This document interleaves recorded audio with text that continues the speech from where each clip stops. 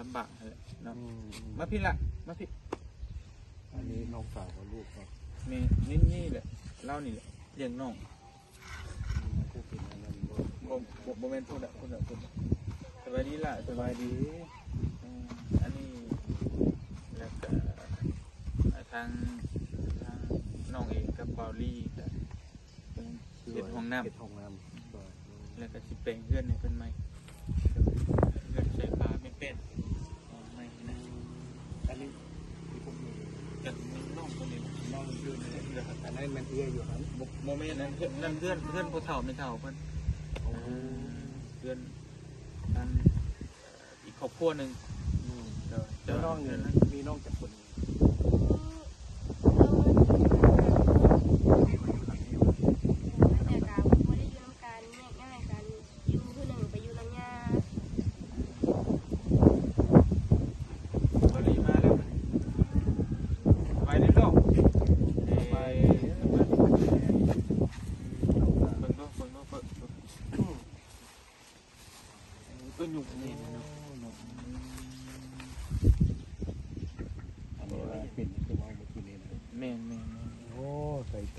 ทั้งในพุ่นอันกระดูกสันหลังจนขดไปซองไปมันแบบว่ามันป่งมาจากกระดูกก็มาใจดูมันคือตอนนี้บริเจ็บบ่หรอกนี่เลยที่เป็นน้องที่ว่าเป็นบาดแผลที่ว่าเป็นโรคไล่ฮะนะประมาณแล้วก็ได้เป็นมะเร็งน้องอายุจะปีกว่า7-8 ปีโอ้มาเป็นแต่ยังน้อยแต่เนาะนี่เนาะต้นก็มีเนาะมันมีจะแนวช่ำหลายอย่างหลายแนวนะเพราะว่าทั้งเมย์กับตายป้าจะน้อยก็น้องว่าเป็นแบบนี้มันปัดเอื้อยผู้หนึ่งเอื้อยติดแล้วหนึ่งปักอึกอีกว่าหมดเลยแล้วก็น้าเช้าจุฮันกับนำมาพาดอีกอย่างหมดเลยตั้งแต่เกิดเลยเป็นผู้ใดที่ว่าเป็นผู้ที่ว่าเลี้ยงอยู่โบมี่เลยเดี๋ยวนี้คือแบบพอเท่าก็เท่านี่มันได้เป็นเท่าเป็นเสียแบบว่าซอยเรือแม่นโบมี่ไผ่แบบผู้ที่เป็นเสาหลักเลยนะเช้าเยื่อนบอกให้เอ้ยพาใช้รถเข็นนั่น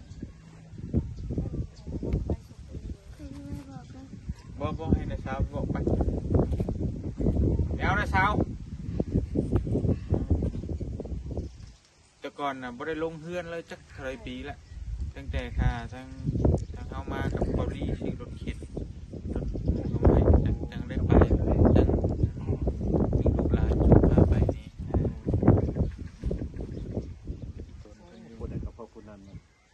เครื่องแต่งมาเป็นอย่างนั้นทุกคนแล้วมันคือเขาว่าแบบคล้ายๆว่ามันคือแบบเนี้ย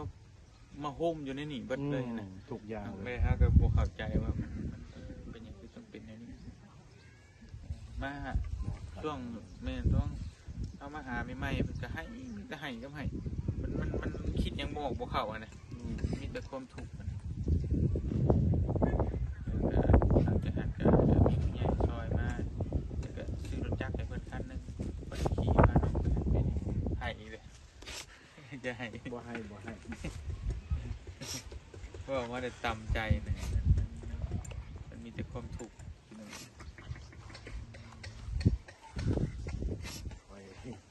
คนไทยและคนใจอ่อนอยู่ไปคือมันออกมาจากใจนะมันแบบว่าแค่มันคิดมันแล้วมันก็ต่ำมันต่ำแล้วมันคิดบ่ออกบ่เข้าเลยที่เห็นยังไงมันมาโฮมอยู่ในเมืองเดียวอ่ะเอ้ยกับเป็นใบปากน้องกับนี่เป็นแบบแล้วแม่นแล้วกับน้าเช้ากับเดือดครับเพิ่งจะมาเป็นอะไรมันมีตัวโฮมน้าสาวผมย่างได้ก็ได้อยู่โบได้ย่างโบได้เลยมีจะไปน้ำรอดแล้วก็มีจะกระปิไปดีๆเดือดขาเพิ่งจะมาเนี่ยเรียกว่าที่ปัวจังเลยเนาะแล้วก็มีลูกน้อยอีกเราขนาดเมียน ได้ พัวไปไทย ผัวไป เพราะบ่มีนี่แหละ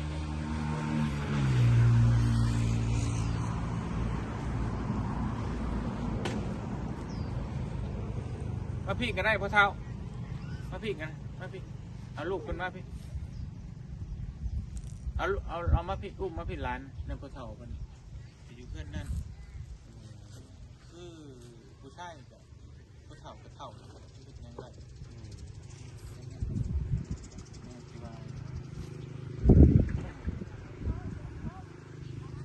มาพี่มานี่เลยมานี่มาพี่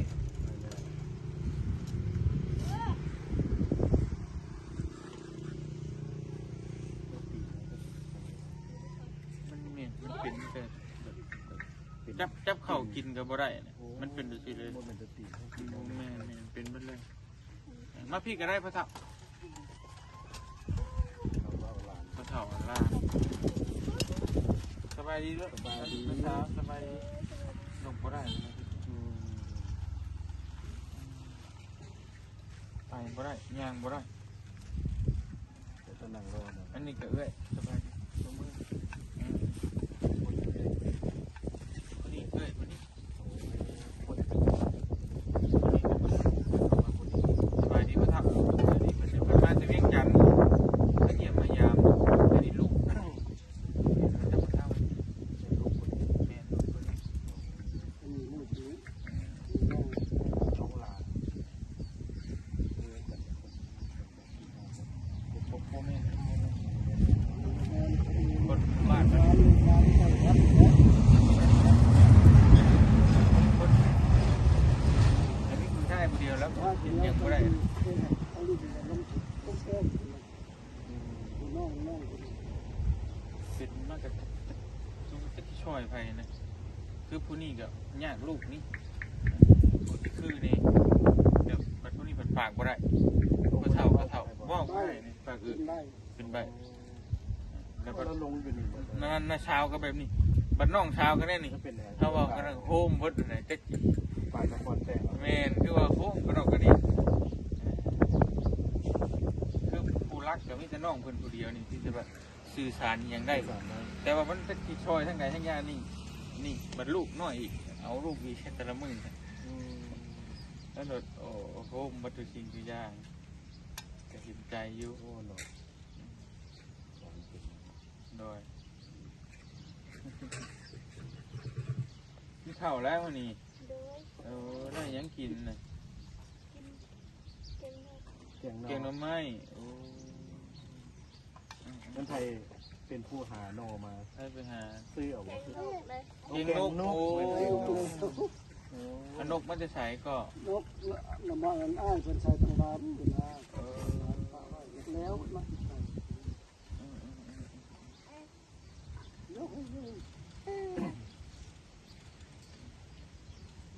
จะแนวนะพี่น้องเที่ยวไปหาหมออยู่ ไม่ได้ไปนี่ร้านนี่ก็ไป2 มื้อ หมอนี่ต้องนัดให้ไปมือถึงจะทำ บ่เรา 2 มื้อ3 มื้อไปเท่านี้ ไปไม่ไป ใช้ เฝ้า สไลด์ใช้สไลด์เบา ก็ดีขึ้นดีใคร ว่าแล้วนี่มันเห็นมันอยู่มันดับอยู่ จะไปไข้จักหน่อยอยู่ ใช้จังเลย เพราะทั้งหมอปัจจุบัน อันนี้เป็นทำเลย มีตั้งแต่แบบ โมเมนต์ว่าเขากินนั่นกิน บอตั้งแต่เกิดมาประมาณค้านได้นะประมาณลื่นนิดจักหน่อยเนี่ยมันเริ่มเป็นตุ่มน้อยๆแต่ว่าเป็นตุ่มน้อยๆนี่ถ้า คือปานเด็ดปานเด็ดนั้น แต่ว่ามันเข้าไปเอ็กซเรย์ไปเอ็กโกเบิ่งไปส่องไฟเบิ่งเลยมันโมเมนต์ว่ามันอยู่จากนอกมันออกมาจากกระดูก กระดูกสั่นมาจากกระดูก แม่นมันงอกออกมามันปุ่งออกมาแต่มัน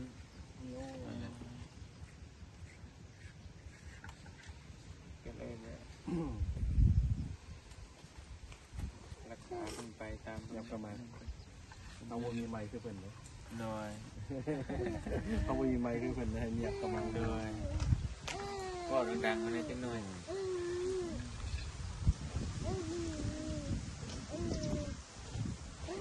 จะเปิดมาเฮ็ดจังมือเลยของน้ำ 2 มื้อ3 มื้อแล้วทานเลยอันนี้มันมีแล้วบอกมันมี ไม่ถึงเนาะ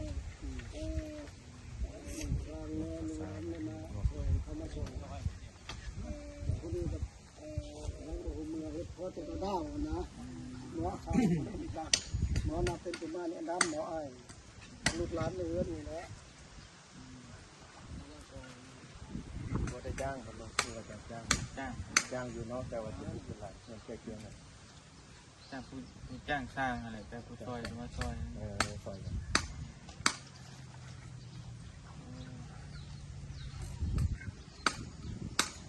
สอดจะเสร็จอยู่ที่แหละต้นมัน เขาที่เป็นคน ย่อย พอหมอเนี่ยน้ำเงินบ่เตียงเลยอันน่ะคือเป็นประจำของเดินบ้านน้องขยุ้งบ้านน้องอยู่แขวงขมลพอหมอบอกเราเห็นในคลิปเราว่าบ้าไว้เป็นพังนี่เด้อคันว่าคนนี้บนลงแล้วก็หรือว่าใดคันบ่มีบนลงคันเป็นเราว่าให้บ่เตียงมันพามาหาคอยเราว่าคันว่ามาอยู่กับคอยเราว่าบ่ให้ตาย7 มื้อเราว่าคือว่าเป็นว่าขอโทษนำก็คือเป็นมะเร็งหรือเป็นอะไรเป็นตุ่ม3 ตุ่มเนี่ยกับในนม โดย เราว่าคันมาอยู่ครับคอยแล้วบ่ให้ตาย7 มื้อเรา เท่า เราเบิ่งในคลิปเราให้ว่าเป็นพังตัวจังหวะจะเพิ่นมาหรือบ่นี่เลยตั้งแต่ที่ เพิ่นโทรมาบ่ บ่ได้คอยไปบ่ได้คอยไปเก่าได้ เว้าเรื่องหลานนี่เนาะ บ่มันเป็นแบบอื่นนะแต่ว่าบ้านเป็นที่รู้บ้านได้แล้วเราเบิ่ ถ่าย ง แล้วมันบอก เพิ่นว่าเพิ่นสามารถตัวได้ นั่นแหละเพิ่นติดต่อมาหาเจ้าบ่ นั่นแหละ เพิ่นโทรมาทางไหน มาบ่เลยเราเห็นในคลิปนะแล้วเราเลยบอกให้เห็นในคลิปเจ้านะว่าตอนเจ้าไปสัมภาษณ์นะว่าบ้านดงเข็มยูเมืองอาจารย์แขวงขมวนนี่นะบ้านดงเข็มยูสี่อันครับ ว่าเห็นในคลิปเฮาเลยเฮาเคยไปพุ่นใช่บ่ จังหวะเนี่ยเราหันเราเว่าเราบอกให้เราบอกก่อนให้เว่าให้เป็นพังแล้วว่าจังหวะเนี่ยตัวคอยบอกหู ว่าให้ฟังแต่ว่าเฮา ก็ คอยว่า บ่ ทำ ฮู้ เห็น แล้ว บ้านอื่นเห็นตู้เราไปตัวคือทางนี้กับบ้านคงกับเมืองเชียงโปนกับบ้านนั่นคนเคยเห็นตัวอันนี้คอยยังไม่เห็นเราว่ามันเราบอกมีชื่นมือนึงเนี่ยคอยไป เราบอกว่าเห็นในคลิปเฮาเนี่ยมันภาพตัวอยู่พุ่นใช่บ่ บ่ได้เคยพาไปตัวได้ เราว่ากันนะเราเลย ให้อ้ายนะค่ะ เนาะอันนี้เป็นครอบครัวที่ว่า เราพาเขาอันไปหาเรานะ ที่ว่าน้องที่ว่าเป็นมะเร็งเนาะผู้ที่นั่งรอนี่เป็นน้าสาวนี่เป็นมะเร็งยังบ่ได้ไปบ่ได้แล้วผู้ที่ว่านุ่งเสื้อสีเหล้าอยู่ทางหลังผู้ที่นั่งรอนั่นแม่นเป็นคนปากกึกเป็นอาเอื้อน้องกันเบิดทุกคนผู้น้อยกับหมู่น่ะเป็นมะเร็งแล้วผู้ทางหลังหันเป็นหมู่กับเจ้า แล้วมีแต่ผู้เดียวนี่แหละที่ว่ายืนใส่หมวกนี่พอที่ว่าประสานงานได้พอเข้าใจ แต่พอเท่าเนี่ยเดินอุ้มหลานอย่างนี้แต่ว่าไปหาอย่างกับบ่ได้ คนบ้านนั่นพุ่น เป็นกับบ่ค่อยสบายเลยนี่นะ ใช้ขมวน บ่จักมาให้แข่งตะมวนให้บ่ได้ถูกขึ้นไป นี่ก็เป็นเฮือนหลังหนึงที่ว่าเขาเจ้าอยู่นี่ประมาณ5ชีวิตอยู่นี่นะ จับคนผิด เบิ่งบ่เบิ่งได้ พอเบิ่งได้บ่ ได้ เอาสิพาทุกคนขึ้นไปเบิ่งจังเฮือนเพิ่นเนาะ ตกเด้อนะครับพ่อแม่ ก็บ่มีหยังเลย มีแต่เฮือนมีแต่เป็นมุงสังกะสีแล้วก็แอม ในเฮียบ่มีหยังเลยก็ว่าเป็นเปาเข่าบ่คือว่าหมอนอยู่ทางนึงเขาบ่ฮู้เลยโล่งเลยพี่น้องเดี๋ยวเฮือนเขาเจ้าอยู่นี่แปลว่าหาชีวิตอยู่นํกันอยู่นี่เฮือนหลังนั้นก็เป็นเฮือนพ่อเฒ่าหลังนั้นนะ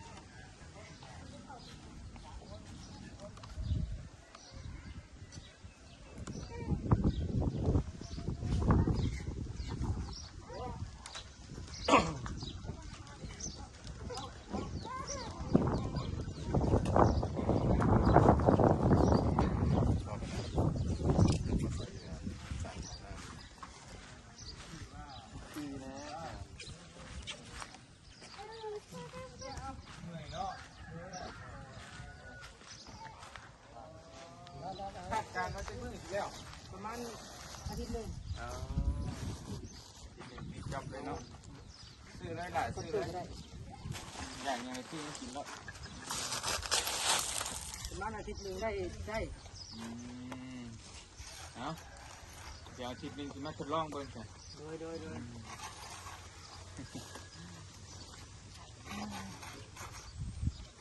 น้ำอันนี้2 หอก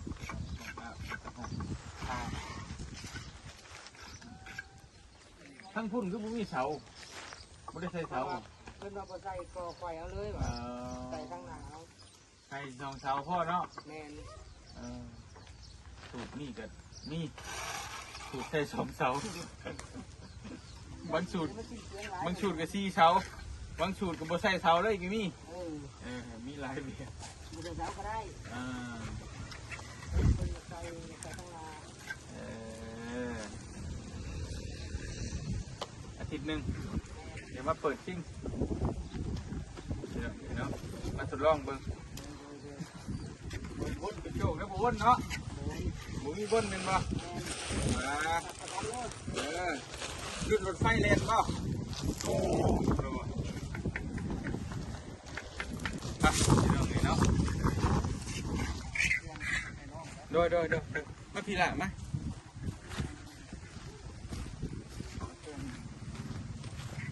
อันนั้น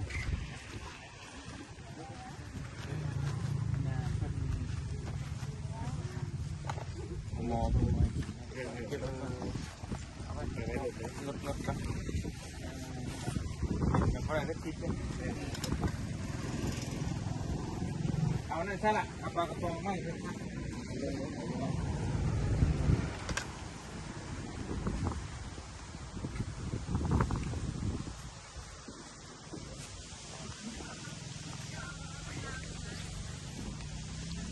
อย่างทวี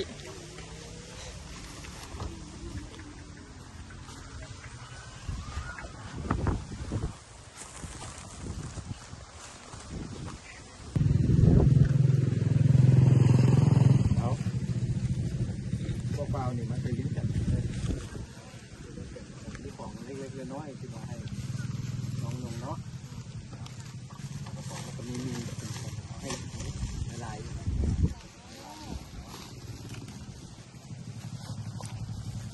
อันนี้นะลูกนะของพ่อเพิ่นนั่นแหละเด้อเจ้านะคุณเพิ่นอีหลานะเอาให้อีหลานะครับปล่อยคนอีกเพื่อนหนึ่งโอเค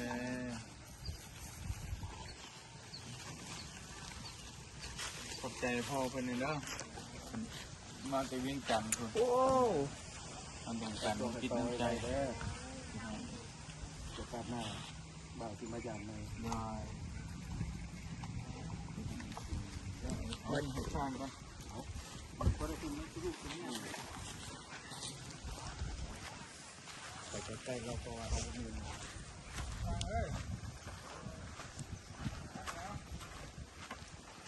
เดี๋ยวมันก่อนเนี่ยดูแลผมก็มีกระป๋องน้ำว่าฝากใส่คนหนึ่งฝากไว้เพื่อนเด้อโอเคกับใจลายหนาใหม่บ่เลย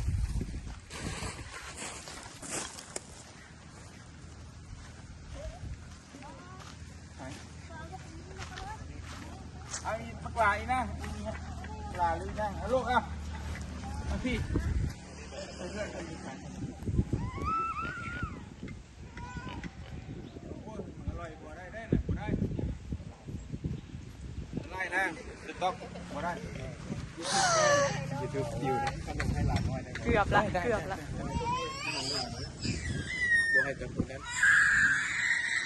บ่มากก็ได้บ่มากก็ได้บ่มากก็ได้บ่มากเป็นไห้เอานี่ไปให้ละเด้อลาเด้อไปให้เพิ่น